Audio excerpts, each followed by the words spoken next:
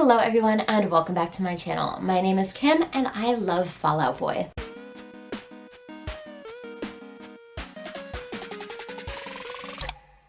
A couple of months ago, the world was blessed with the knowledge that we were not only getting a new Fall Out Boy album this year, but a whole new tour. And once I'd secure the tickets to their Wrigley Field Chicago show, I just knew I was going to be insufferable about it. And now I've decided to make it all your problems too. Fall Out Boy has been one of my favorite bands since the early aughts. And while I could get into my grandma rocking chair and tell you all of the stories about way back in the day when we used to troll Pete Wentz on FBR Trash, I decided today instead I will rank all of their albums. Now, this can obviously be a very easy video. There are 7 albums, all of them unique and special in their own way. I could list them on the screen right now and tell you which ones are my favorite and end it there. But I don't want this to just be another rankings video. I want this to be the rankings video. Sure, we all have opinions on which album is the best, most meaningful, most nostalgic, whatever. But what do the stats say? I need cold hard facts, baby. I need record sales. I need awards won. I need to know which of their music videos have the most views. And so that's the journey I'm taking you all on with me today. Welcome to the official Fall Out Boy ranking video. So when I initially embarked on this behemoth of a video, I had just one question in mind. What makes a good album? Full disclosure here, I am not a musician, so while I can't really speak about the technical aspects and the musical composition and the choices that were made musically, I can tell you which songs make me dance the most. I can tell you which lyrics have the most emotional impact, which album's overall theme is most relatable, and I can read up on what actual professional critics and experts say about each album. Those are some of the main points that I want to focus on going through each album in this video. Which albums had the biggest pop culture influence, which has stuck in our collective hearts the longest, that kind of thing. Now, I want to make this video as concise as possible, so for that reason, we are just sticking to the main 7 studio recording albums only. By the time this video is posted, the new album, So Much for Stardust, will most likely be out, but for now, we only have the 2 released singles, and that's obviously not enough to go on. I am loving what I'm hearing from critics and fans alike, and from the band themselves. I cannot make a judgment on this album yet. Maybe in the comments I'll let you know what I think. For now, let's get into the album breakdowns. The good, the bad, and the Mania. Part 1. Take This to Your Grave. It is argued by some that Take This to Your Grave isn't, in fact, Fall Out Boy's first album. There is a demo album that precedes this called An Evening Out with Your Girlfriend. Now, that album was recorded back in 2002 when Fall Out Boy was a 5-piece and drummer Andy Hurley had yet to even join the band. The record label Uprising Records decided to release this album in 2003 despite the band's request not to. And Patrick Stump has said in an interview, quote, "I don't consider it a real album." Because of those reasons, as well as the fact that the band allegedly never saw money from either the original release or the 2005 re-release, we do not respect that album in this house, and so we begin with Take This to Your Grave. Released in May 2003, the album features 12 original songs written and recorded by Patrick Stump on vocals and guitar, Pete Wentz on bass, Joe Troman on guitar, and Andy Hurley on drums. This is the lineup that would remain up until today. It's kind of interesting because the band had signed to Island Records at this point, but they decided to release their first album off of Fueled by Ramen, which was a pretty tiny indie label at the time.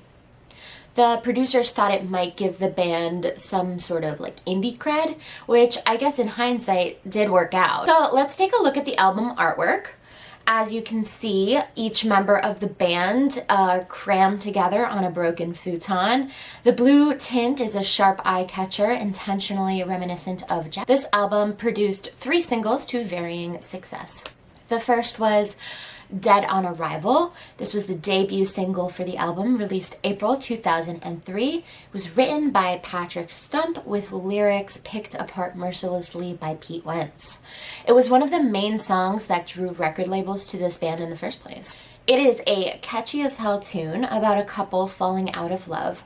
Their relationship has grown so toxic that every conversation that they attempt with each other is dead on arrival and just not worth the effort. There was a music video made, which as of March 2023 has 4.5 million views on YouTube. Obviously, that's not the greatest indicator of how popular a song was back in 2003 before YouTube was even invented, but that's just a frame of reference that I'm going to use moving forward. The music video follows the band around on their tour of small venues throughout the US. They're goofing off and showcasing their dedication to the grind and their fans' dedication to them.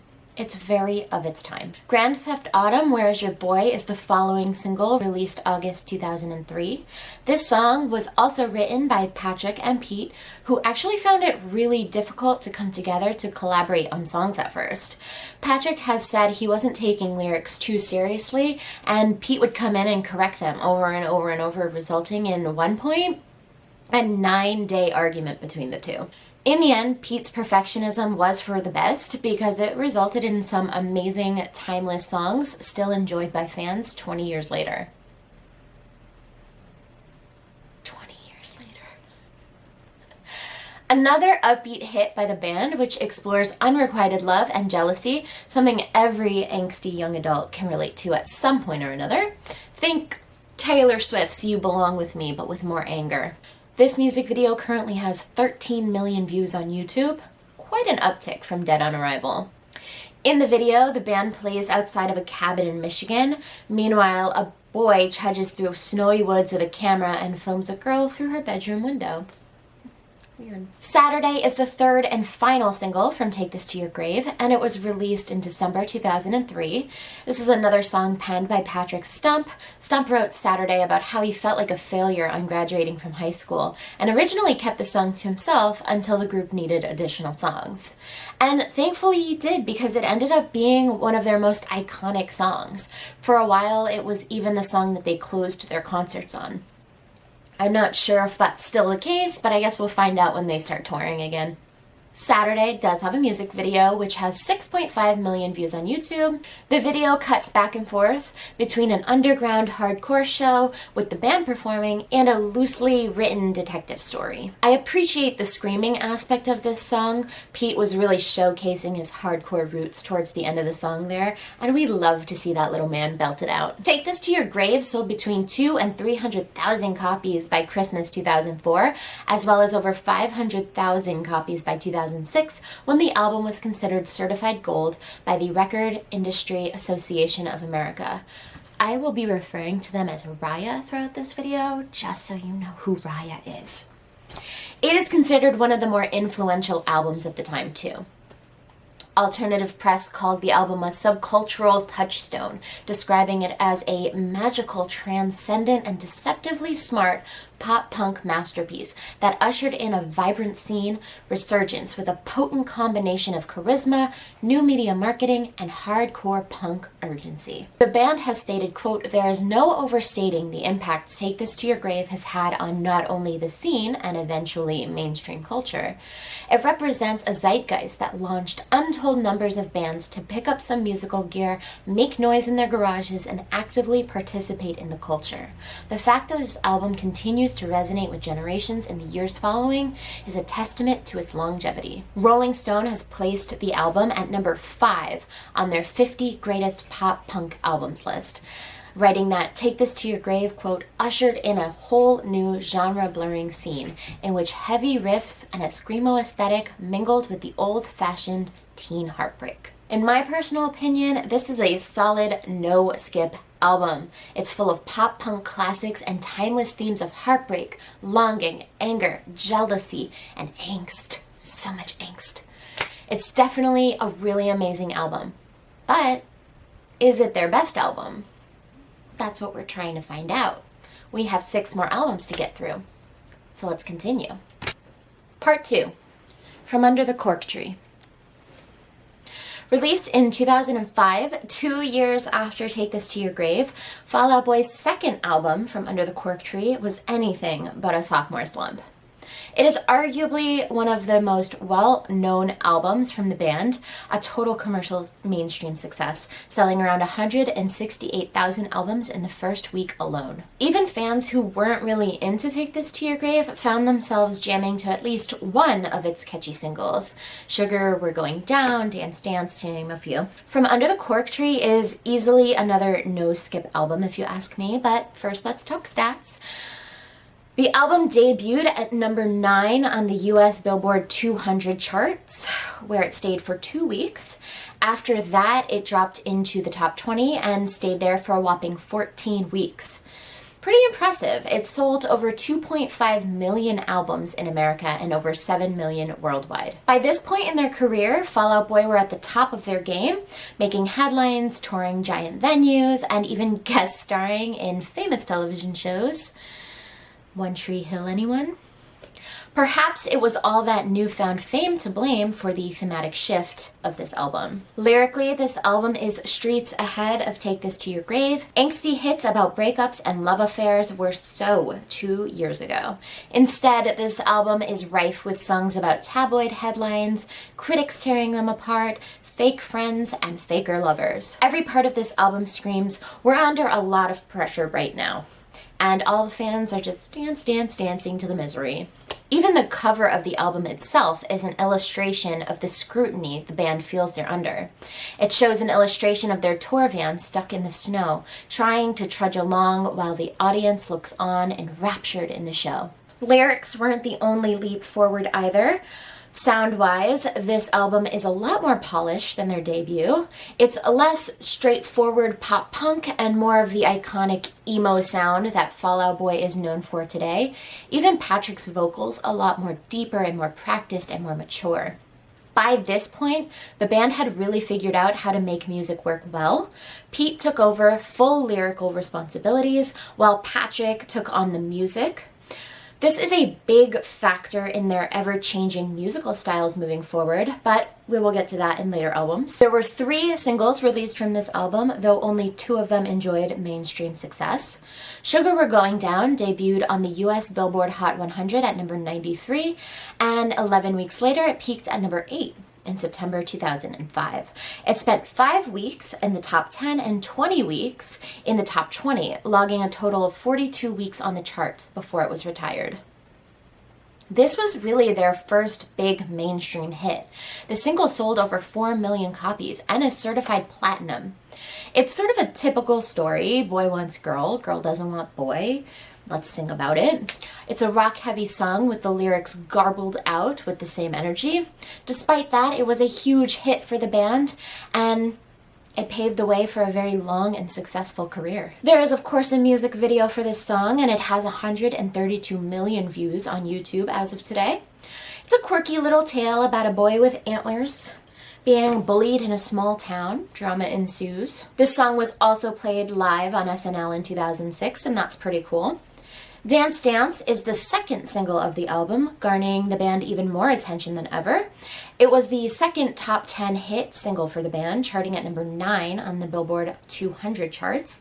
It spent 14 weeks in the top 20 out of 30 charted weeks before it was retired. It was certified platinum by the RIAA for the shipment of 1 million units. The song is known for its strong rhythmic bass line, which was originally written by Patrick on an acoustic guitar. Stomp's composition drew influence from David Bowie's Modern Love. The lyrics were written by Pete Wentz in collaboration with Bryce Wong.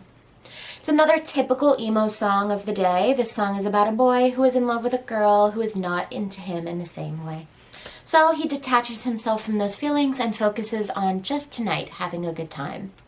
Though you can clearly hear some resentment there. This song, of course, has a music video, and this music video gained plenty of awards, several MTV Music Awards, and a couple of Teen Choice Awards too. It currently has 148 million views on YouTube. The numbers just keep climbing.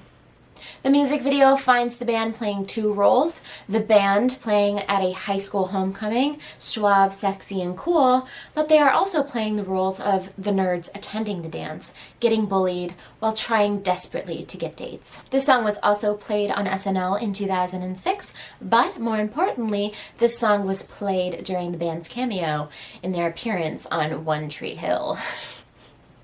Hilarious. A Little Less 16 Candles, brackets A Little More Touch Me, is the third and final single off of From Under the Cork Tree. It was unfortunately a lot less popular than the other two. Most people don't even know it was a single. It charted for 13 weeks, only reaching as high as 38 on the top 100. There's another song about unrequited love by a bunch of guys who were clearly beloved at the time of recording. More importantly, this song has one of the best music videos of all time. Some people would say that the Avengers Infinity Saga was the greatest crossover event of our generation, but I disagree. Those people haven't seen this music video. Cashing in on the vampire craze of the early aughts, this music video has Pete Wentz as a repenting vampire leading a group of human hunters, played by the rest of the band, as they take down the Dandies, an evil group of vampires determined to take over the city. But wait, there's more. The Dandies are played by various Fueled by Ramen band members at the time. William Beckett and Mike Carden from The Academy Is, Brandon Urie and Spencer Smith, members of Panic at the Disco, and Travis McCoy of Gym Class Heroes fame. Even Fall Out Boy's tour manager and hype man, Dirty, played parts in this mini movie. This was such a big deal in fandom at the time. It's hard to believe that this music video only has 14 million views. Everyone, when this video is over, you go to that YouTube search bar, you type in A Little Less 16 Candles, and you watch that music video. Let's drive up traffic for that. It is an absolute fever dream of a video, and it's probably my favorite. Now, despite all three of these videos being more relatable emo love songs, there are plenty of other total bangers on this album. My favorites being the opening track, Our Lawyers Made Us Change This Title So We Wouldn't Get Sued, talking about critics and headlines making assumptions about them as a band. Sophomore Slump, which talks about the feelings of pressure of having to be perfect and faking it till they make it, and many others. Of course, longevity and nostalgia play a huge role in people's fondness for certain songs and albums, so with at least two of the three singles from Under the Cork Tree firmly planted in people's playlists and hearts today, it's easy to see why this album could be considered their best to date. But I'm not quite sold just yet. And we do have 5 more albums to get through, so let's continue. Part 3, Infinity on High. Continuing their routine of releasing a new album every 2 years, Infinity on High is Fall Out Boy's third studio record and was released February 2007. The quick turnaround time was by design. The band wanted to capitalize on the breakthrough success of From Under the Cork Tree. As a matter of fact, Patrick wanted to record the album sooner, but the label insisted, after all the touring that they'd been doing, that they take a break and slow down a bit. Pete said, quote, "That's part of what's been wrong with the rock industry. They keep fans waiting for far too long, and bands go away and disappear off the face of the planet. That's not the way it's going to be for Fall Out Boy," end quote. The album name comes from a Vincent van Gogh quote to his brother in 1888, quote, "Be clearly aware of the stars and infinity on high. Then life seems almost enchanted after all," end quote. The artwork on the album is done by Pamela Litke and Todd Jesselstead. A winged sheep named Franklin in a bedroom with the moon and the stars in the background. It is a very dreamy album cover. The album was a smash success upon its release. It debuted at number 1 on the Billboard Top 200 charts and sold over 260,000 copies in its first week. This made Infinity on High the band's top-selling album. As of today, it's sold over 2 million copies worldwide, 1.4 of those being in the US alone. The album received generally positive reviews from critics, with many praising Patrick Stump's vocals and the band's new musical direction. It was recorded from July to October in 2006 at Pass Studios in LA. The album features collaborations with new producers and guest artists, such as Babyface and Jay-Z. Yeah, that Jay-Z. The band also experimented with new genres on this album, including R&B, soul, and flamenco. Fall Out Boy also utilized instruments such as horns, violins, and pianos, which had not been used on previous releases. As reported by Billboard, the band drifted further from its pop-punk roots to write increasingly accessible pop tunes, a slight departure from the group's previous sound. Critics felt that the lyrics of this album served as a response to the band's rise to fame, and I could not agree more. If From Under the Cork Tree was the panicked "help, we're really drowning under the weight of all this attention," then Infinity on High is the resentful, "look what you've done. Are you happy now?" With lyrics like "every .com's refreshing for a journal update," and "I only keep myself this sick in the head because I know how the words get you," it's clear that the band, or more specifically the lyricist Pete Wentz, was well aware of their reputation and the expectations that come with being the sickest kids in the scene. So, this album had a whopping 5 singles and subsequent music videos, so let's quickly run through all of those. Starting with the Carpal Tunnel of Love, released, or rather leaked, to Absolute Punk in November 2006. That's 3 months ahead of the album itself. The song debuted on the US Billboard Hot 100 at number 81, and that is unfortunately where it peaked. In terms of singles, this one was a little lackluster, though I do personally love this song.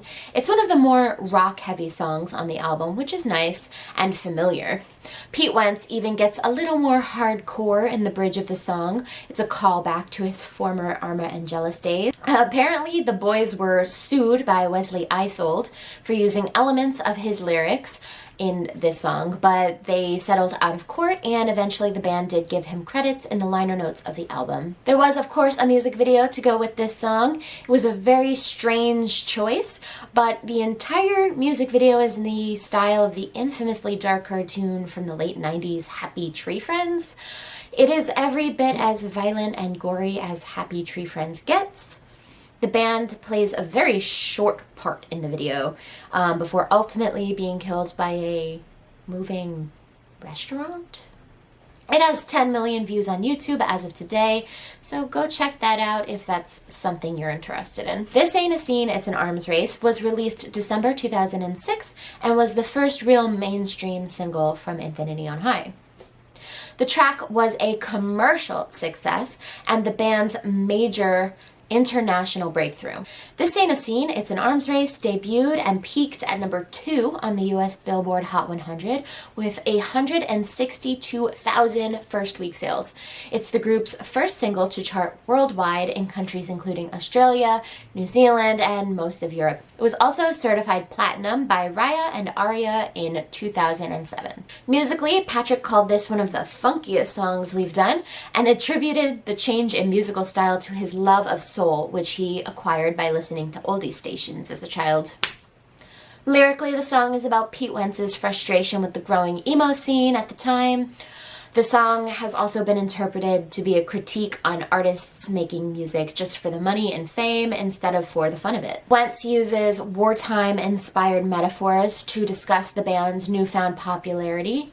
He called the song, quote, kind of a tongue-in-cheek look at the way we are so addicted and obsessed with new arts, cultures, and loves, to the point where it just becomes oversaturated, unquote. The music video currently has 97 million views on YouTube and picks up where the Dance Dance music video leaves off, with the Fall Out Boys getting in trouble in various celebrity situations, all building to a reunion of sorts at the bridge of the song and a twist ending. This Ain't a Scene is Fall Out Boy's highest charting song to date, though it is not their best-selling. Thanks for the Memories was released as the 3rd single in March 2007. The song was a commercial success, reaching number 11 on the Billboard Hot 100. It was certified gold by Raya. Although it charted 9 spots lower than the previous single, Thanks for the Memories is easily one of the band's most recognizable singles, and it is a staple at their live shows. In an interview with Genius, bassist Pete Wentz explained that the song revolves around this theme of a broken relationship, but it also contains critical commentary towards society's obsession with fame. The title Thanks for the Memories is disemboweled as a facetious nod to Fall Out Boy's record company, who constantly asked them to shorten their very often very long song titles. The music video is currently sitting at 175 million views on YouTube, which is crazy. What's even crazier is that it stars Kim Kardashian as a love interest for Pete Wentz. 2007, what a time to be alive. In this heavily product-placed video, the band attempts to appease the various primates running their set. One thing Fall Out Boy will never do is give us a boring music video. The Takeover the Breaks Over, with quotations around the title, is the fourth single from Infinity on High. May 2007, the title is a reference to Jay-Z's song The Takeover. The song did not chart in America and only found medium success in Australia, where it peaked at number 17 on the ARIA charts. It did win a Canadian Much Music Award though, Best International Music Video. Stuff. The musical composition was inspired by vocalist and guitarist Patrick Stump's love of David Bowie, specifically the song Rebel Rebel. He said, quote, "I remember reading in an interview with David Bowie where he said, 'One day I decided to write a song that sounded like the Rolling Stones, you know, where the riff is the entire song.' And that's how he wrote Rebel Rebel. I wanted to do the same with The Takeover." Pete Wentz penned the lyrics as a reference to the media attention that Fall Out Boy attained after becoming successful with From Under the Cork Tree. Although some fans have interpreted it to be from the point of view of a divorcing couple, which I guess I can see too. Ultimately, lyric interpretation is up to you, dear listener, so you could have a completely different point of view and perspective on any of these songs. Don't take my word for it. The music video is adorable. It stars Pete Wentz's dog at the time, Hemingway. He is peacefully dreaming of the band playing in black and white, of course, and some other pretty silly little things happen throughout. Until suddenly, an angry mob of fans approaches to give Fall Out Boy some unwarranted criticism. Thankfully, Hemi is there to set them straight. It's very, very cute and a little underrated with only 33 million views. Let's get those video views up, people. The fifth and final single is I'm Like a Lawyer with The Way I'm Always Trying to Get You Off, brackets, me and you. What a title. This is one of the 2 songs on the record produced by Babyface. Wentz characterized Stump's vocal performance on the song as straight up Motown. Lyrically, the song has been described as about as close to a love song as you get from this band, a rare moment of tenderness amongst songs and blog entries and guest lists and therapy sessions. The song peaked at number 68 on the Billboard Hot 100 charts. The music video on YouTube only has 8.7 million views, which is a real bummer because it's possibly one of their most meaningful. Back in the late 2000s, an organization called Invisible Children came to the forefront of the zeitgeist, which brought the attention of many to Uganda and the struggles of that country at the time. Ultimately, the video is about 2 Ugandan youths falling in love and living their lives despite the hardships many villages and children had to face. It's a really well-shot video, and we love a good cause. While the Invisible Children's website is no longer active, you can still learn about it. If you just Google or YouTube Invisible Children, you can see all the causes that they supported. Infinity on High is yet another no-skip album, in my opinion. How the band managed to create 3 perfect albums right out of the gate is absolutely astounding. There is no wonder why, when I asked so many fans, they are consistently offering up one of the first 3 albums as their favorite of the bunch. But there are a lot of other factors that go into ranking an album. So while Infinity on High is certainly up there, there is no guarantee it's the number 1 spot. Let's see if the next album can trump it. Part 4, Folie, Deux. Folie, Deux is Fall Out Boy's controversial 4th album. It was released December 2008 on Island Records. While the previous 3 albums were mainly musically composed by Patrick and lyrically written by Pete, Folie is considered to be the band's most collaborative record. The album was recorded in relative secrecy with producer Neil Avron from July to September 2008. Many of the album's core themes revolve around decaying relationships, moral dilemmas, and societal shortcomings, many with a political edge. The album's style moved even further from the early emo power chords and toward a wider variation of genres, employing instruments and recording techniques previously unfamiliar to the group. Several guest artists were featured on this album, such as Brendan Urie from Panic! At the Disco, Pharrell Williams, and even Elvis Costello.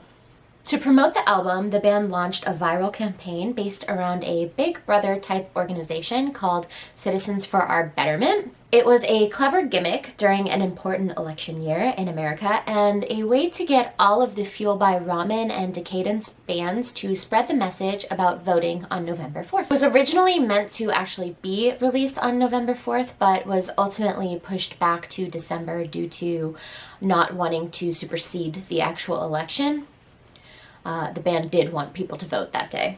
Folie debuted at number 8 on the US Billboard 200 chart, selling 149,000 copies in its first week of sales, although it was commercially less successful than Infinity on High. The album received favorable reviews from critics, with many focused on the creativity and the various styles touched on, while others expressed concern that it was overly indulgent, whatever that means. I can't get into all of the drama that unfolded during the recording of this album.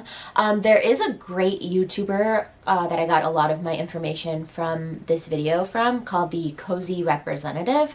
He has so much more knowledge on Fall Out Boy history, and if you want to, you can check him out. I will link him down below. He will give you a deeper rundown of the lore, but for now, here's an abridged version. So the band wanted this album to be different from the last couple of albums in that they would just go in, record some songs, and they were uncomplicated. The last few albums were interconnected in a way that they did not want that direction for Folie. At the same time, guitarist Joe Troman and drummer Andy Hurley were speaking up. They wanted to play a more active part in the writing process. And if all that wasn't enough, they also decided to record this album in secret, giving themselves a shorter window of time to work in. They were hoping that by doing that, they could recapture some of the magic that they had missed from their early days of being a broke, struggling band with no idea what they were doing. All of these things culminated into a rather toxic recording environment. There were screaming matches, items thrown, disagreements galore. As for the title, Folie is a rare psychiatric syndrome in which the symptoms of a delusional belief are transmitted from one individual to another. To quote Joe Troman, quote, "I think it's just a metaphor, really. It's a psychiatric term for when crazy people get together and their out-of-control psyches enhance one another, and not always in positive ways. I think it describes the inner workings of Fall Out Boy. When the four of us get together in a room, things get pretty insane." Patrick went on to clarify, quote, "The irony is that people will probably mistake this title as something about romantic relationships in some way. And it's actually our only record where that theme is not touched upon." The album cover shows a bear giving a piggyback ride to another bear. It was created by artist Luke Choi. Choi used the title and underlying themes of the album as inspiration for the artwork, saying, quote, "The title of the album is Folie, and when considering this with the band's popularity, I chose to focus on the idea of fandom and how some people are willing to take their love and infatuation to levels that are obviously unhealthy," end quote. Folie featured 4 singles to varying degrees of success, starting with I Don't Care, released September 2008. It is the album's best-known song, being certified platinum by Raya. It sold over 500,000 units in the first 4 months alone. The song reached number 21 on the Billboard Hot 100. It was also ranked number 68 on Rolling Stone's list of 100 best songs of 2008. The song has been described as a very political track by Patrick, but not political in the traditional sense, more about the politics of a relationship. Like the chorus says, "I don't care what you think as long as it's about me." It's that pop culture thing again, where people don't care about anything but the superficial, and I think there's something so tragic about that. I also thought that there was something so ironically anthemic about the chorus, where it's not something you want to sing along to because it's so so vacuous and empty. So I wanted something really anthemic underneath it, like something you'd hear at sports games or whatever, because I wanted people to hear it and be confronted by how empty that is. I didn't want anything to be superficial on this record unless the point was to point out the superficiality. End quote. Pete Wentz referred to I Don't Care as a narcissist anthem. Quote, to me, it's like a YouTube anthem for the YouTube generation, just about how our attention span is about 7 seconds. Why can't we get people to pay attention for 2 minutes and 35 seconds? End quote. On YouTube, the music video currently has 88 million views and features the band causing all kinds of chaos around town. There's even a random clip of Spaghetti Cat. Do you guys remember Spaghetti Cat? It's a callback to a morning news segment, and it's very of its time. Also, lots of cameos in this video. America's Sweethearts is the second single off the album, released December 2008. This song is yet another scathing commentary about society's obsessive fixation on celebrities. The song debuted at number 78 on the Billboard Hot 100. The music video isn't very subtle in its messaging, although it is one of my favorites of their music videos. In it, each band member represents a character from the Folie album. Patrick Stump is Dr. Benzedrine, Pete Wentz is Mr. Sandman, Andy Hurley is Donnie the Catcher, and Joe Troman is the horseshoe crab. They play on a revolving carousel while seemingly normal, everyday people get sucked into the glitz and glamour of fame and the media. It currently has 13 million views on YouTube. Released October 2008, it only managed to hit number 94 on the Billboard 100 charts, which is a shame because the song is truly beautiful. Seemingly written from the perspective of Donny Hathaway, a famous singer and songwriter who tragically ended his own life after his struggle with mental illness. There's even a reference to Roberta Flack, who is a longtime collaborator of Donny's. Still, the lyrics seem to somehow parallel Pete Wentz's own struggles with mental health, placing the singer Patrick Stump in the role of Miss Flack. Metaphorically, of course. Stump explained to Absolute Punk why this is probably his favorite song off of Folie Deux. Quote, it's a really interesting thing where Pete was kind of writing in a character. And the weird thing is that it's like me. It's as if I wrote the lyrics, but I didn't. And I'm not being narcissistic. It's really cool. Like, it's impressive to me how well he has me figured out. So it just made me respect him that much more as a writer, end quote. The video only has 9.2 million views on YouTube, and those are rookie numbers. If you haven't seen this gorgeous music video, I highly recommend it. It is heartbreaking and beautiful. It has a real swan song feel, which is appropriate considering it was the last video the band made together just before their hiatus in 2009. Overall, this song and music video is just beautiful, and it is filled to the brim with guest vocals too. Now, critically, this album was a success. Many critics praised the band's new sound, their bravery for trying different things, the vastly different lyrical direction from previous albums. But the fans, on the other hand, well, they didn't quite agree. A lot of people that I asked in preparation for this video have told me they actually stopped listening to Fall Out Boy after Infinity on High. Even I am guilty of waiting a couple years after its release to give Folie a proper listen.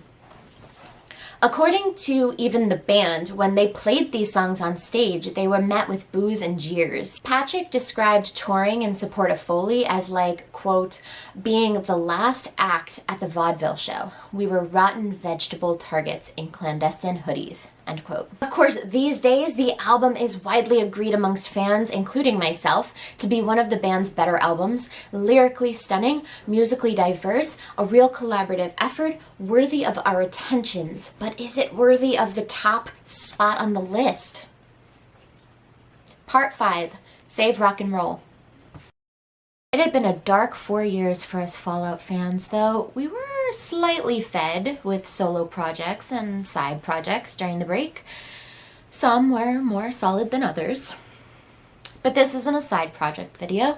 This is a video about Fall Out Boy and Fall Out Boy's albums. So let's talk about the long-awaited fifth album, Save Rock and Roll. The album was recorded in secrecy at Ruby Red Recordings in Santa Monica, California, and released in February 2013. It was released on Island Records and produced by Butch Walker, a big name in the industry at the time. Save Rock and Roll debuted at number 1 on the US Billboard 200 charts with 154,000 sales in the first week.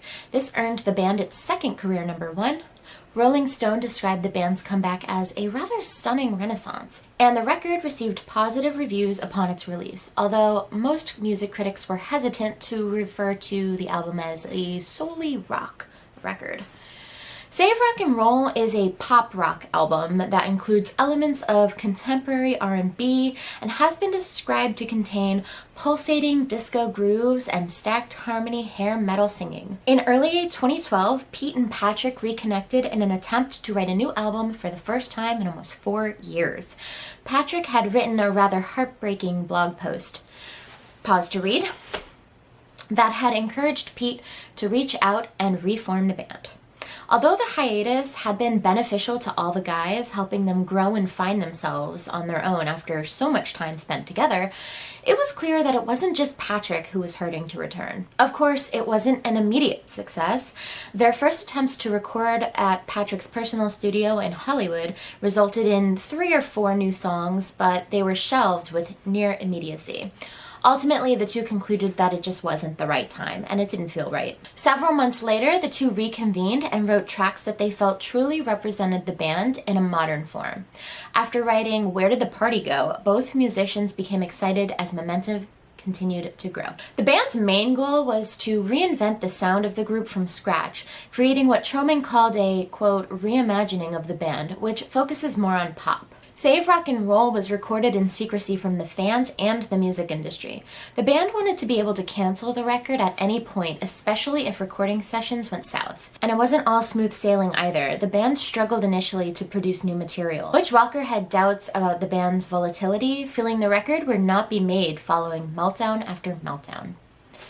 But they made it, and we're all lucky for it. The album's name, Save Rock and Roll, originated as a tongue-in-cheek remark after once envisioned album reviews that would sarcastically state that the band came back to save rock and roll. It was even championed by Elton John. He loved their new sound, and he loved the name of the album. Speaking of Elton John, Fall Out Boy has always been known to feature many guest artists on their tracks in the past, but it seemed like Save Rock and Roll was especially guest vocal heavy.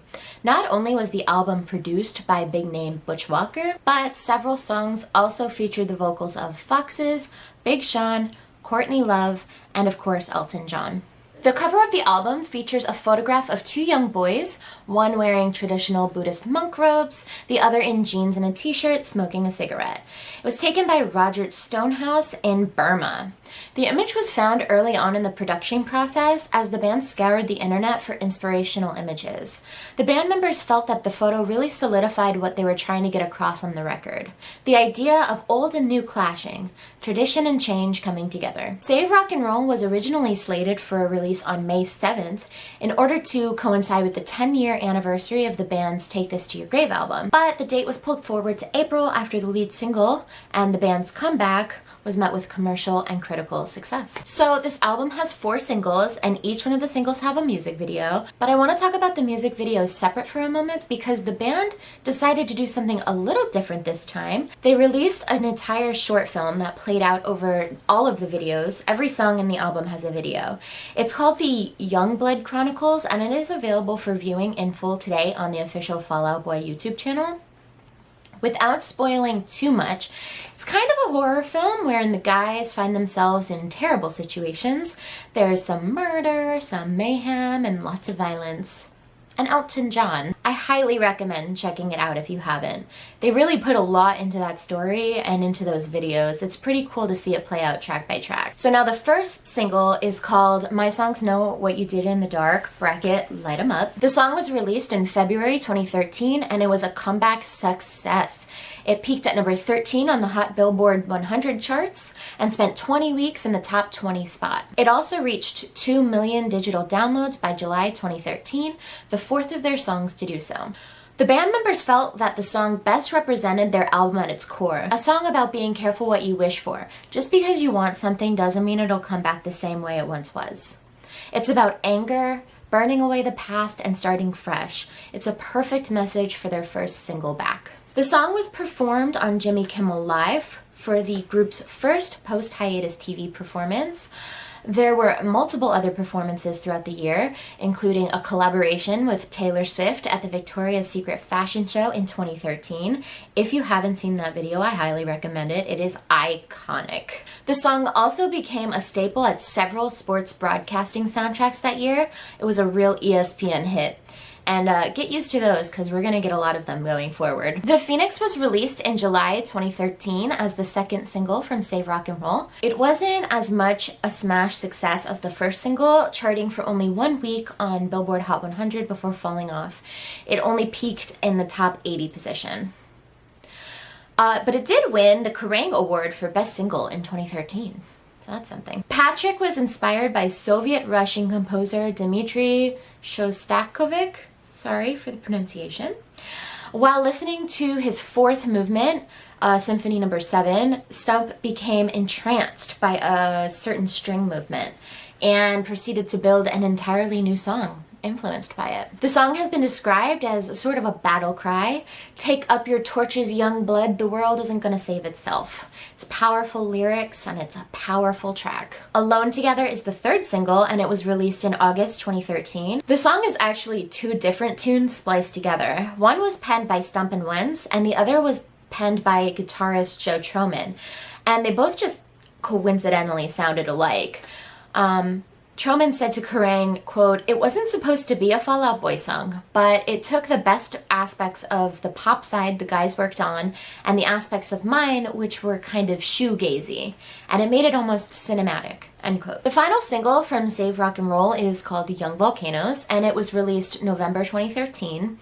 The song reached number 38 on the Billboard Rock and Alternative charts. Jason Lipschitz of Billboard described the song as a stunning rock anthem which combines elements of U2, neo folk, and Train's Hey Soul Sister. It's a catchy little ditty which, in my opinion, once again encapsulates the overall theme of the album, youth. Or maybe, in their case, recapturing their youth. Or being in control, being out of control, whichever you prefer. It's just being free and doing whatever it is you want to do. At first, Patrick Stump was hesitant to include this song on the album, stating that he was nervous about his vocal contribution, which, like, what?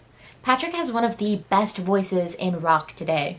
How can you even think that? Personally, it's one of my favorite songs on the album, so I'm really glad it ended up making the cut. For an album that almost didn't exist due to stress and strife, it really was an amazing comeback album. It won plenty of awards, netted the band lots of airplay, and even hit number 1 on the charts.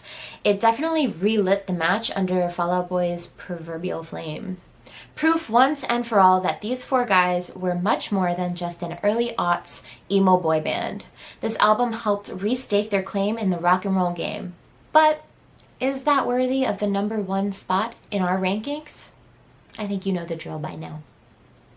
Part 6, American Beauty, American Psycho. Released in January 2015, American Beauty, American Psycho is Fall Out Boy's 6th studio album. It was released on Island Records and produced by quite a few people this time around. Familiar name Butch Walker, of course, but also Jake Sinclair, Omega, J.R. Roten, Sebastian, and Young Wolf Hatchling all had their hands in some part of this album. The album debuted at number 1 on the US Billboard 200 chart, with 218,000 units sold in its first week. That made American Beauty, American Psycho the band's 3rd number 1 album.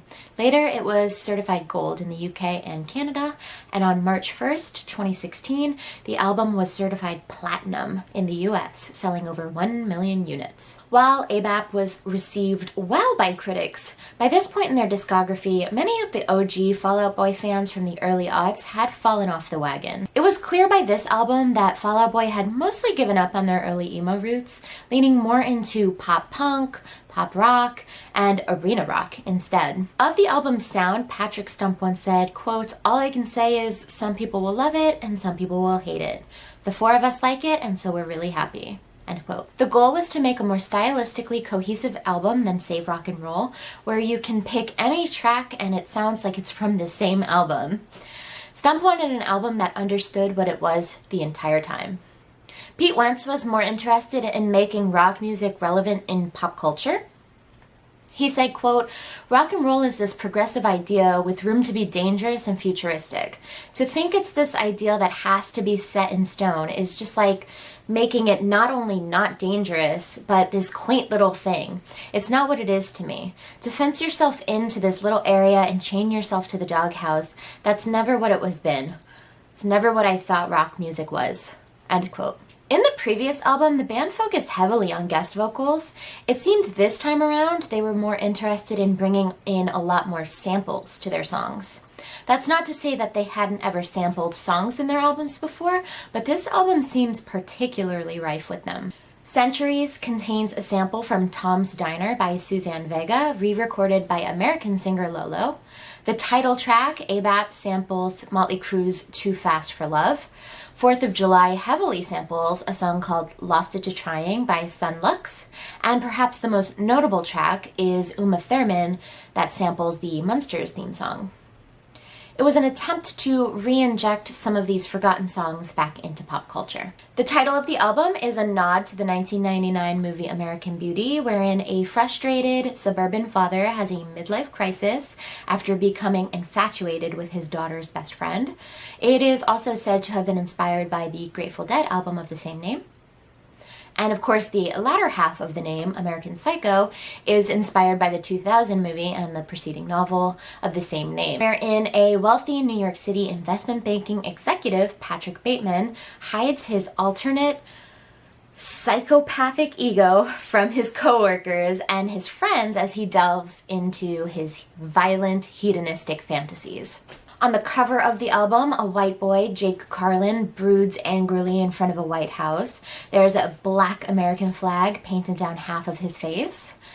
Lyrically, Pete felt he had more perspective on his personal life and wrote more about it in this album.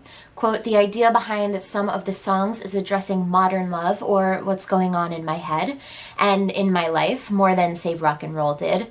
Save Rock and Roll was a little bit more broad when it came to lyrics." End quote. In addition to several tours, the band promoted the album on plenty of programming, including The Ellen DeGeneres Show, The Voice, the People's Choice Awards, The Today Show, Jimmy Fallon, and many others. This album had 3 singles, starting with Centuries, which was released ahead of the album in September 2014 to help gain traction. It debuted number 22 on the Billboard 100 and peaked at number 10. It was certified quadruple platinum by Raya.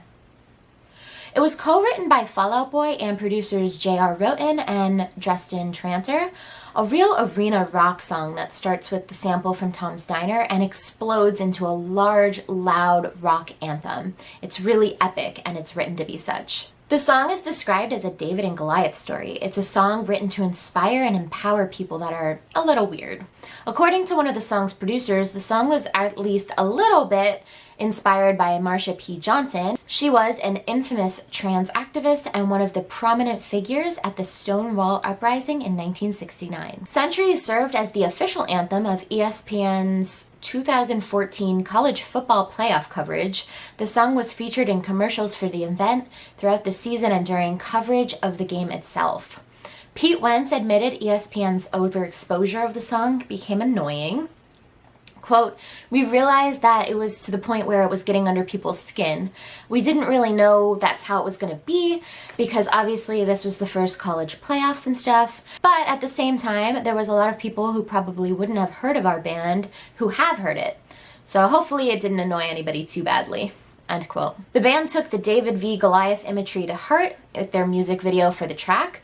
The band find themselves in a coliseum fighting a very strong Goliath type to varying degrees of success. It has 423 million views on YouTube at this point. Uma Thurman is the second single from the album, released January 2015. The song debuted at number 1 on the US iTunes chart on its digital release and reached number 22 on the Billboard Hot 100. It was certified double platinum by the Raya in December 2015. This song has a lot of co-writers. It mainly references Uma Thurman's character from Pulp Fiction and the infamous dancing scene from the movie. The band actually asked Uma Thurman's permission to use her name in the song, and she was a fan, saying, quote, "I'm so flattered, it's so nice, it's incredibly chivalrous. No one ever asks permission anymore, so you don't even expect it." End quote. Lyrically, Pete Wentz has said, quote, "This was a fun song to write. Originally, when we came up with the idea, and there was this sample in it, which is a sample from the Munsters TV show, people kept saying, 'Oh, cool, like Quentin Tarantino, cool.'" The music video won the 2015 MTV Music Video Awards for Best Rock Video and currently sits at 63 million views on YouTube. It features a Fall Out Boy contest winner Sarah helping out the band with chores and hijinks throughout the day. It also features cameos from Big Sean, Brandon Urie, and Big Data. The final single from the album is Irresistible, which was released February 2015 and debuted at number 77 on the Billboard charts. Although in October of the same year, a remix of the song featuring Demi Lovato was released, which led the song to peak at number 48 on the Billboard charts, if that counts. Only the 4 members of Fall Out Boy are credited as writers on this track. Pete Wentz compared the song to a scene in a Sid and Nancy biopic, saying, "When I think of Irresistible, it brings this image to my head of Sid and Nancy in an alleyway, garbage raining down on them in an eternal spiral of romance and poison. Sometimes it's hard not to love what can hurt us most." End quote. Irresistible has received positive reviews from music critics, with many commenting on the anthemic nature of the song. MTV wrote positively of the song, calling it a frantic twist of desperation, confidence, and sadism, with a chugging guitar, anthemic trombones, and a shouted at the top of your lung chorus. The music video is definitely one of my favorites of theirs. It's kitschy and campy and full of inside jokes and pure ridiculous spectacle, all rolled up in a VH tape editing style. It's so good. Highly recommend checking it out. It has 44 million views on YouTube right now. While Pete Wentz has insisted that Fall Out Boy isn't a political band, it's hard to deny the influence that the 2015-2016 socio-political climate had on this album. I mean, the album is called American Beauty, American Psycho after all. The kid has a flag on his face. There's at least a little impact going on here. And despite the more mainstream jump this album takes from previous ventures, I still think it finds a way to be distinctly Fall Out Boy. It's one of their strongest features is their ability to change their sound while never losing sight of their mission, whatever that mission happens to be at the moment. Personally, upon re-listening to all of the albums back to back, I find that this is actually one of my favorite albums. It's another no skip for me, and while sure, some of the songs got a little too much exposure, I still think they're bangers nonetheless. But does that mean that it's number 1 on the official ranking? We will soon find out. There's only one album to go. Part 7, Mania. Okay, let's talk about Mania. If fans thought Folie Deux was a controversial album release, they had a big storm coming. The album is widely believed to be the band's weakest album by fans and critics and even some of the members of the band themselves, but we'll get into that. Against all odds, it was released in January 2018 to mixed reviews. Critics and fans had their opinions, but it was considered a commercial success. It debuted on the Billboard 200 chart at number 1 and was even nominated for a Grammy. Yeah, Mania was nominated for a Grammy in the Best Rock Album category. However, it is the band's first album since their debut studio album, Take This to Your Grave, to not produce a single Billboard Hot 100 on the chart. The band produced the album alongside Johnny Coffer, D'Angelo, Dave Sardy, Jesse Shatkin, and longtime collaborator Butch Walker. The sound of this album is vastly different than anything that they've done before. The words electropop and synthpop have been used to describe it, along with its usual pop rock. It was clear that the band wanted to go in a completely different direction with this album, for better or for worse. Now, January 2018 was not the original release date for Mania. Originally, it was slated for September 2017, which is why many of the album's singles, all 5 of them as a matter of fact, were released in mid-2017, long before the album release. After the release of the album's first two singles, Young and Menace and Champion, Patrick Stump issued a statement on Twitter in August 2017 confirming that the band was postponing the release date of Mania until January 2018 due to the album feeling rushed. Quote, "I'm never going to put a record out I genuinely don't believe is at least as strong or valid as the one that came before it. And in order to do that, we need a little bit more time to properly and carefully record a solid performance." End quote. So it was delayed, and like I said, it did debut at #1 on the Billboard 200 with 130,000 units sold in the first week, which is pretty solid for an album that was delayed so far. Musically, the best word to describe Mania is eclectic. Sure, you have some of the more pop rock songs like Stay Frosty, Royal Milk Tea, and Last of the Real Ones, but then randomly a pop or reggae song will be thrown in with Hold Me Tight or Don't. And then you have like a really out of left field song with Heaven's Gate. It definitely meets the expectation of the album's name, Mania. It jumps around through genres so much it makes you feel a little disoriented and ultimately confused. In an interview with Rolling Stone, Pete Wentz described the vision behind Mania as, quote, "It feels like every once in a while you've got to do a hard reset that clears the cache and erases the hard drive. I think that's what Mania was, a big palate cleanse." End quote. To promote Mania, the band went out on a tour of the same name. They even introduced something called the Mania Experience, which was like an album walkthrough. It featured many rooms named after the songs from the record, including Wilson, which was like a dimly lit jungle with the lyrics, "I'll stop wearing black when they make a darker color," on the wall. And then another room like Sunshine Riptide, which featured a ball pit with pills and pill bottles that featured the Fall Out Boy logo on them. And on the walls it read, "The pills are kicking in." And all the rooms were similar to this. There's a lot of information and a couple of walkthrough videos that I found on YouTube, and if you're interested, I'll try and link them down below.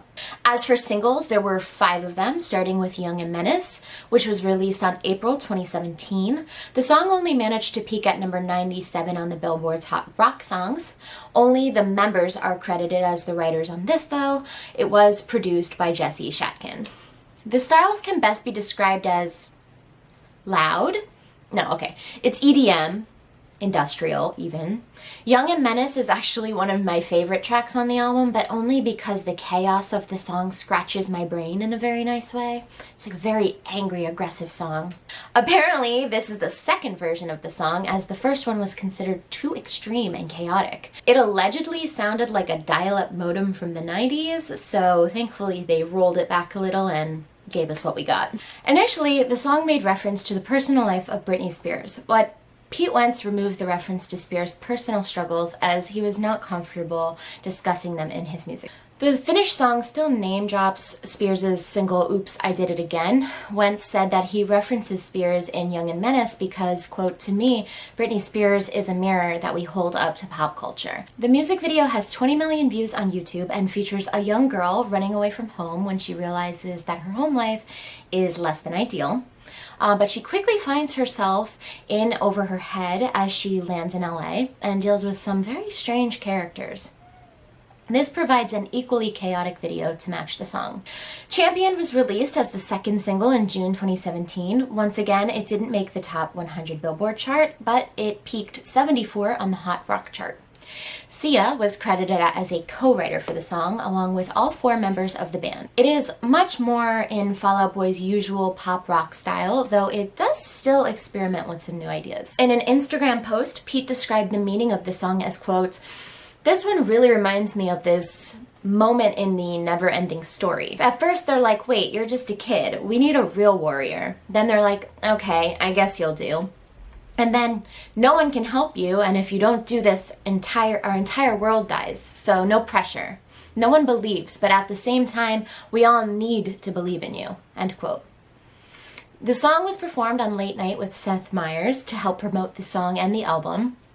There is both a visualizer and a music video on YouTube, and the official music video has 13 million views as of today.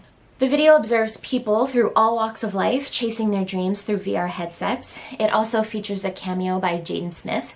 It was nominated for Best Rock Video at the 2018 Video Music Awards.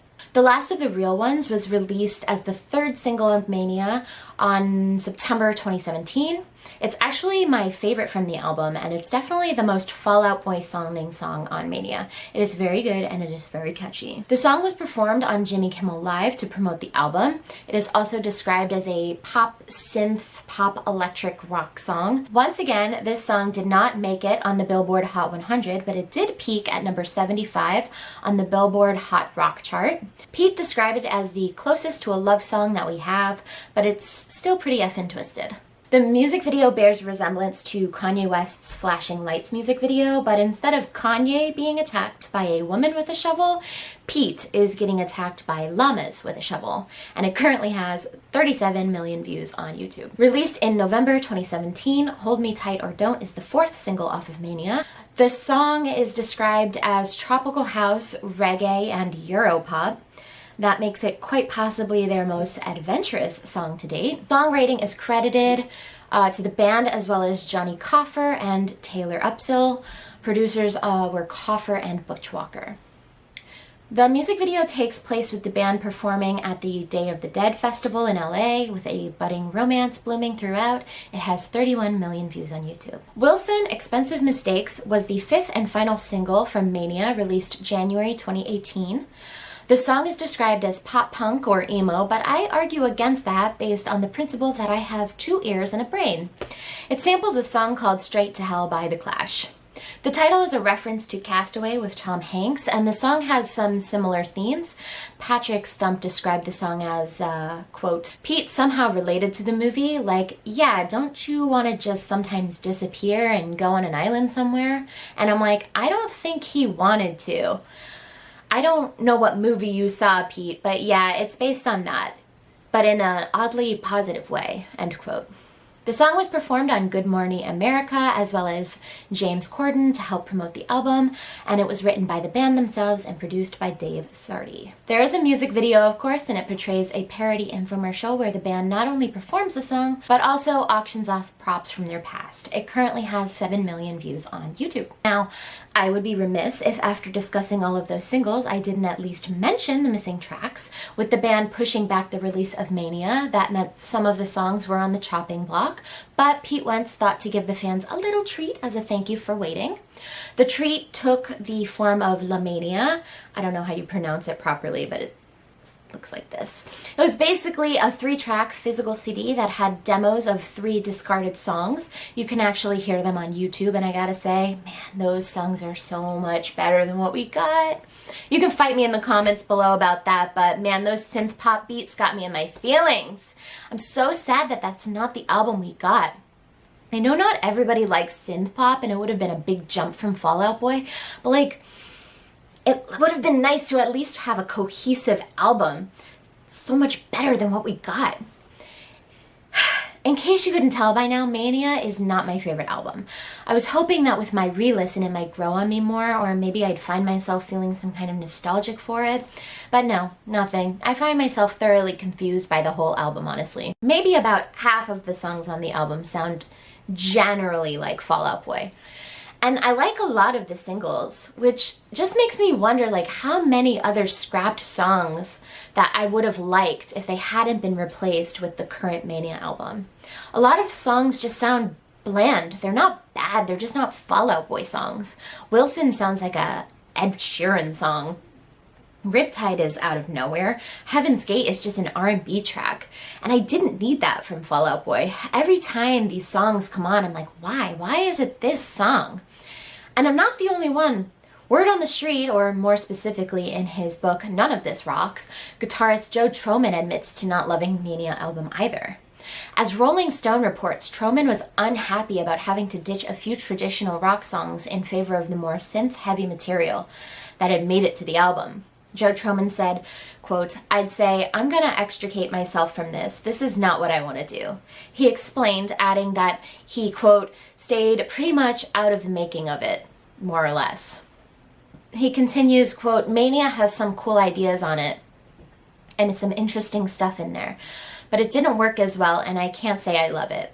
I love synthesizers that we play. We can play music, let's play music. Let's not go for samples, let's not try to reach for singles. At this point, we've had so many hit singles, do we really need to even reach for singles anymore? End quote. When asked what sort of music he'd prefer to make, he said, quote, "It'd be nice to make a record where the guitar is a little more upfront. We did start that way as a guitar-based rock band, and it'd be cool to go back to those roots. We'd have to find a way to do it that doesn't sound like Fall Out Boy from 2005.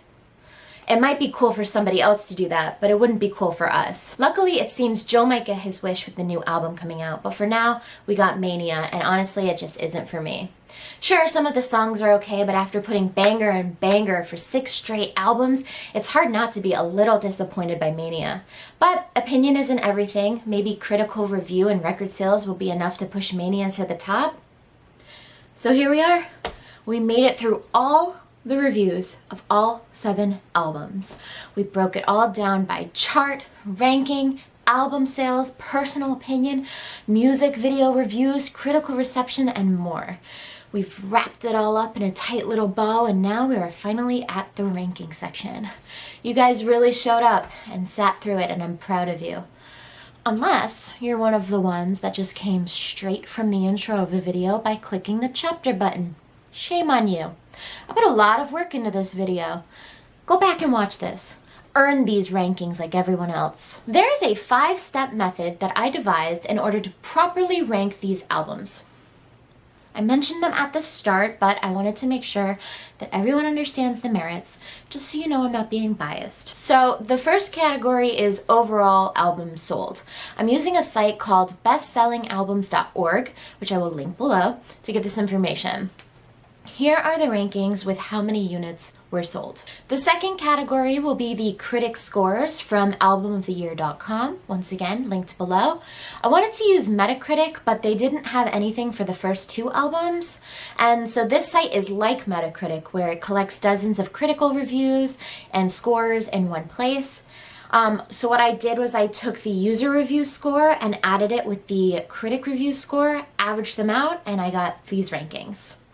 YouTube video averages are the third in the rankings. Using only the videos that are considered singles, I've added up the total views and averaged them out, and that's how I got these rankings.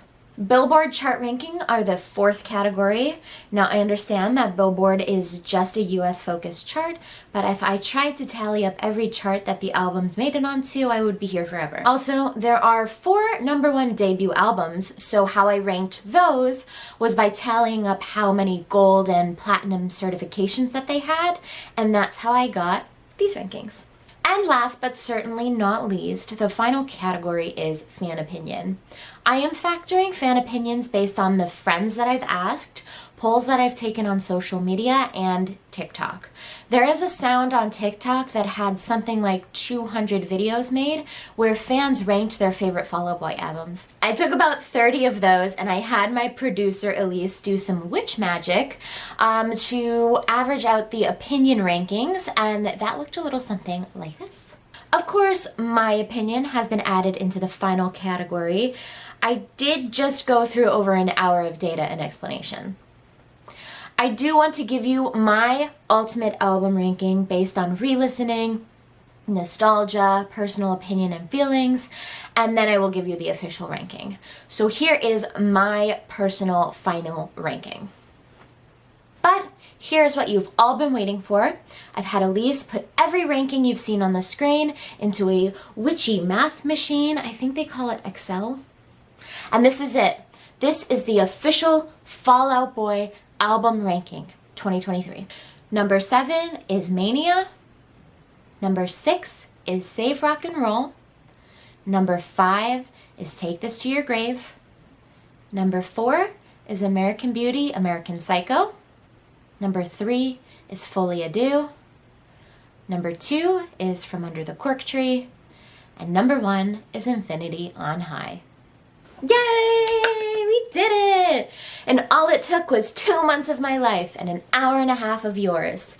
So yeah, this is the official ranking. If you disagree with this official ranking, then I don't know what to tell you. The stats and data don't lie, baby. Seriously though, if you don't agree with these rankings, please let me know in the comments below. Even angry comments boost my videos in the algorithm, and I worked really hard on this. Wow, I can't believe we made it. We're finally at the end. Now all that's left is to remind you all, if you liked this video, please leave it a like. Comment down below with your rankings. I'd love to hear them. And please share the video if that's something you feel like doing. I wasn't kidding when I said this took me months. Seriously, don't let it flop.